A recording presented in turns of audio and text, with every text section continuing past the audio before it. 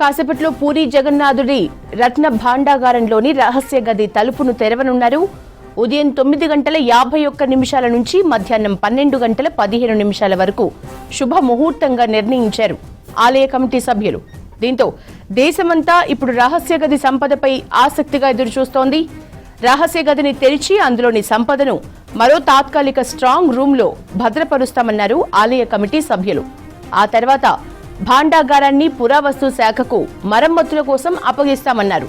పనులు పూర్తయ్యాక మళ్లీ రహస్య గదికి తెచ్చి ఆభరణాల లెక్కింపు చేపడతామన్నారు. రహస్య గది తెరుస్తున్న కారణంగా శ్రీక్షేత్రంలోని భక్తుల ప్రవేశాన్ని నిలిపేస్తున్నట్లు ప్రకటించారు.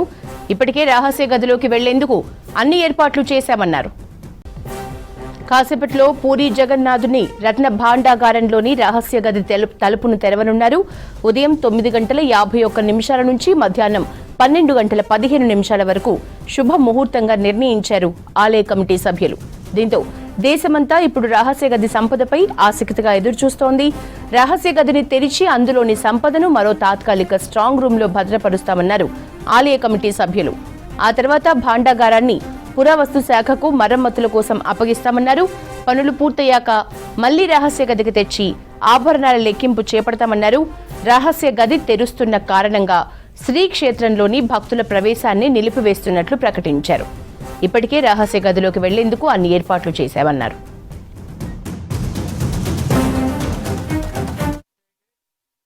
Already crossed the first leg in part shifting of the Bahar Bhandar jewelries and other articles. Now we have also taken a decision to open the Bhitar Bhandar again tomorrow for purpose of shifting the Ratna jewelries of the Bhitar Bhandar, and as scheduled we are ready. I am already in Puri since this night. I am overseeing the entire issue.